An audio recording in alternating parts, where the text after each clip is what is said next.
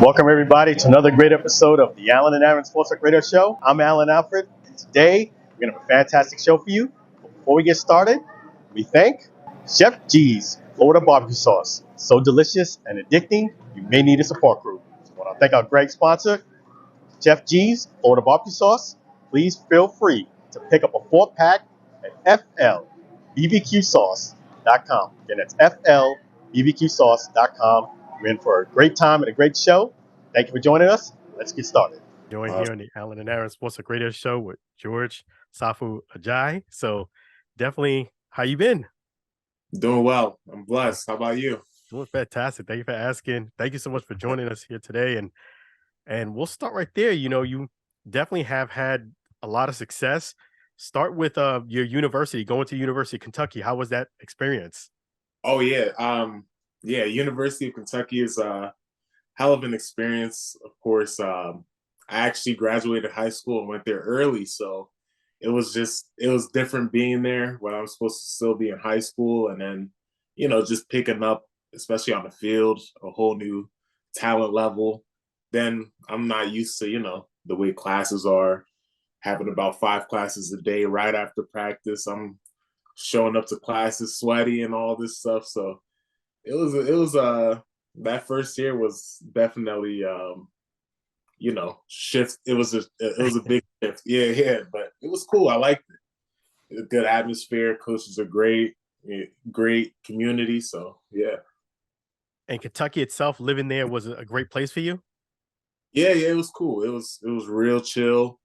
Obviously, Kentucky, that's more like country, more country, different crowd of people, but it's still cool. I like it. Yeah, and they got the Kentucky Derby coming up soon now. In fact, that's coming up real soon, a big event there. And then, you worked as an offensive tackle. I mean, at that point, you did fantastic there, and then you get drafted. Talk about that experience by the Giants. Oh yeah. So yeah, from one big blue nation to another big blue nation. Yeah.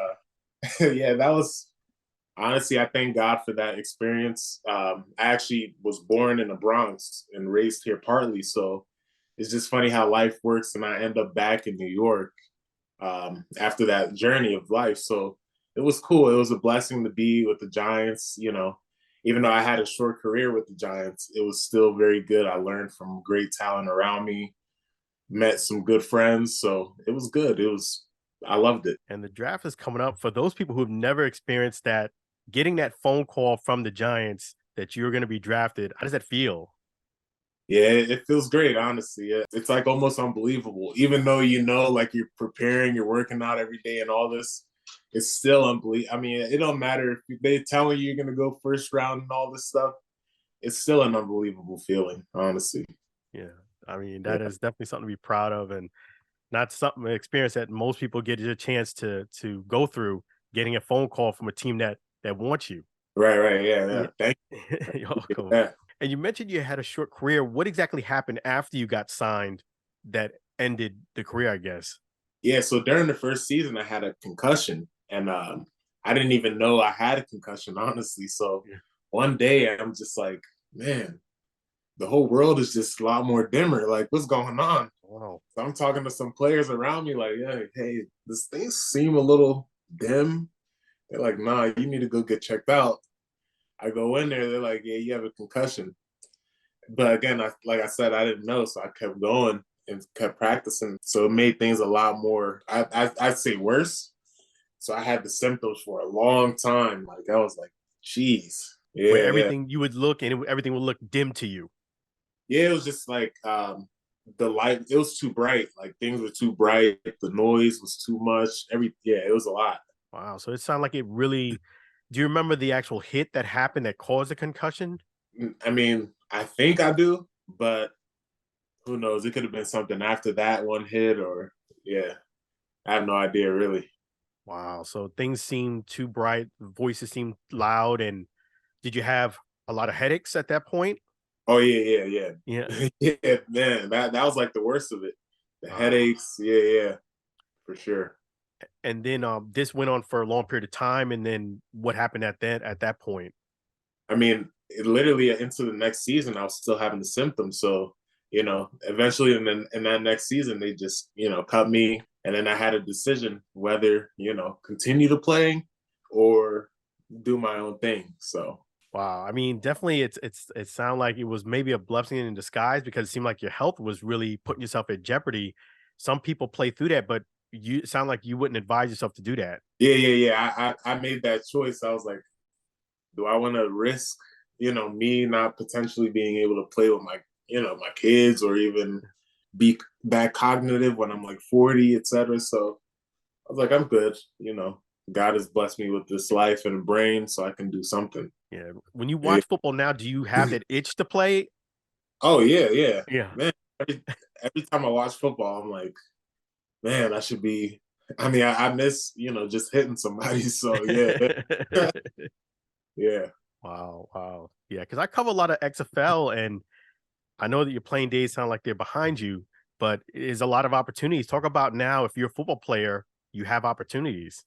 Oh yeah, absolutely. With the XFL, USFL, those are Yeah. good leagues too. Like a lot of talent in there. Some of my old teammates play in those leagues, so I know there's a lot of talent. I mean, that's like it reminds me almost of basketball. What is it, the G League or something like that? It reminds me of kind of like that, like the step under the NFL kind of thing. Yeah. Is there any advice you have for somebody who maybe is playing and thinking about, maybe on that cusp of getting drafted that they should know prior to going into the NFL?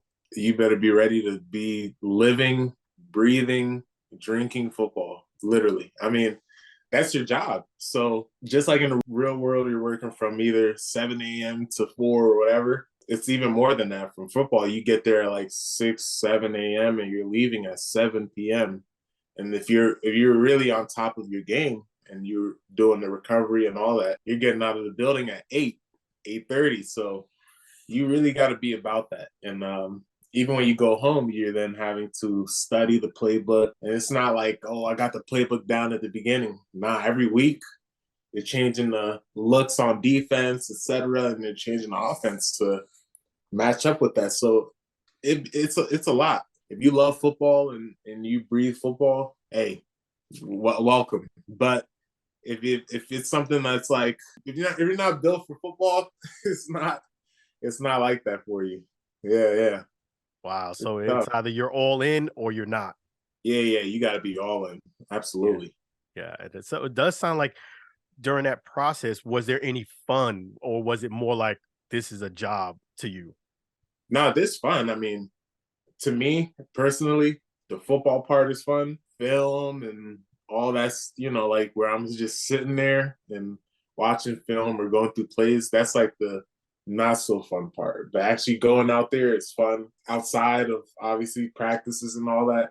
It's fun, especially that rookie year. The rookie development program, they do a lot of stuff with the players, whether it's going to like the bowling alley or having the dinner. It was fun. It was fun to have, feel that team, feel that vibe and get to know each other, that kind of thing. It was good. That's awesome. Definitely. Yeah. And now you work with a great friend of mine, Jeff Glosser, and now you're doing rebranding. Talk about what you're doing now. Yeah. Shout out to Jeff, big time. Yeah, Yeah. he's definitely helping me move from that football where people view me as a football player to now viewing me as a business owner of Genie LLC, Groov Club. He's helping me big time. I mean, I've had that problem, and he could feel me when I said when I talk to people about anything. I mean, they're saying football. That's just what it is, and there's no problem with that. But especially when I'm trying to talk about business, and then it goes back to football, it's like, golly, I need to find a way to really rebrand myself, and that's what he's helping me do exactly. So Yeah, that's great. And thank you, Jeff, for setting up this interview, in fact. right. And so now at this point, what is your business? So everybody knows exactly what do you do now? Yeah. So I own a service booking app called Groov Club. And Groov Club is essentially a mobile storefront app for businesses and professionals, allowing them to offer their services and deliver their services to people's homes. So we're essentially the DoorDash of all service bookings. So whether you need a mechanic, nanny, tutor, barber, stylist, I mean, all the way to financial advisor, whatever you name, whatever it is, service based. We have it on the platform.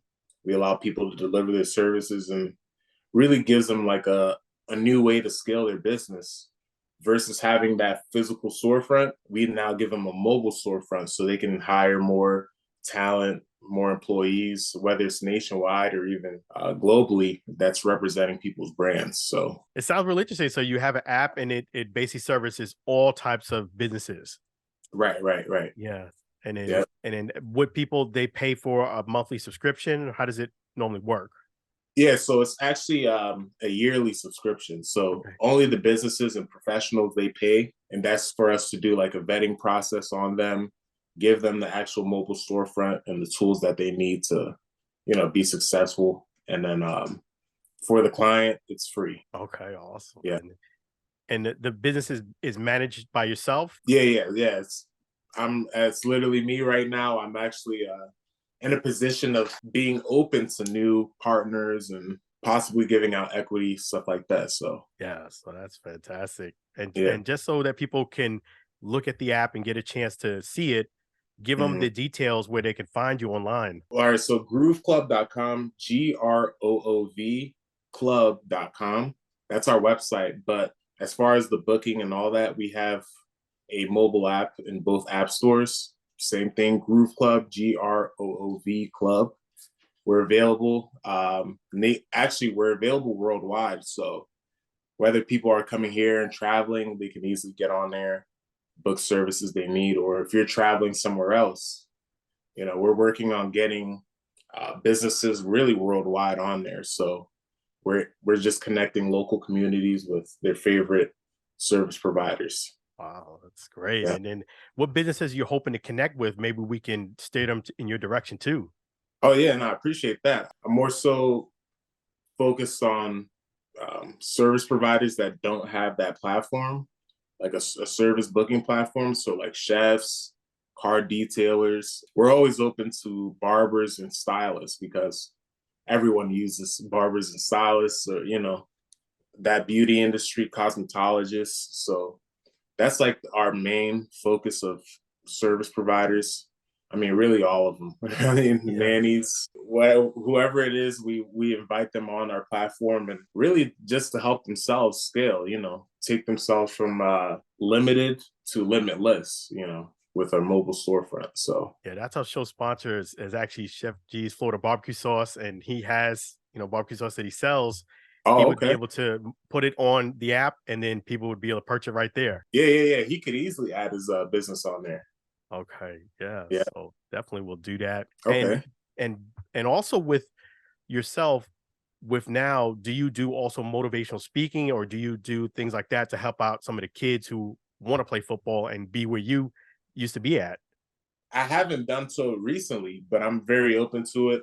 I more so talk to people one-on-one, whether people are hitting me up in the DMs on Facebook Messenger, stuff like that. So I take the time out to respond to people, give them a, real, genuine response. And but yeah, I am open to that. I would love to go around and, give people some background on me, some hope, Yeah, so definitely it sounds like you got a lot of great things going on. You're more than, as they would say, more than just an athlete.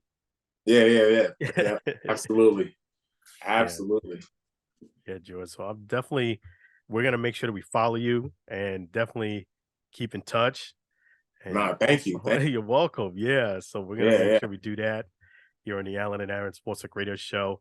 And definitely with Jeff, I know he's gonna help you rebrand and get that word out that you're open for other things now.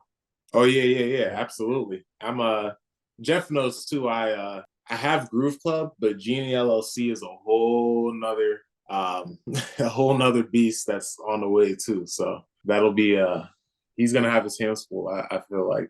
Yeah. But I'll make sure we do that. And also with yourself, you're gonna continue to have success. Definitely. Thank you. You're welcome. That's the goal. And logistically, where you located at? So I'm actually like right across the water from New York City. Okay. In a town called Weehawken, New Jersey. Okay. Yes. Yeah. So you're in upstate New York type area. Yep. Yeah. We'll definitely keep in touch, and definitely thank you so much for joining us here on the Allen and Aaron Thank you. Sports Radio Show. You're welcome. I appreciate this, and yeah, we'll keep in touch for sure. Oh, absolutely. Thank All you. right. All right. You have a great one. You do the same. Likewise. Take care. All right.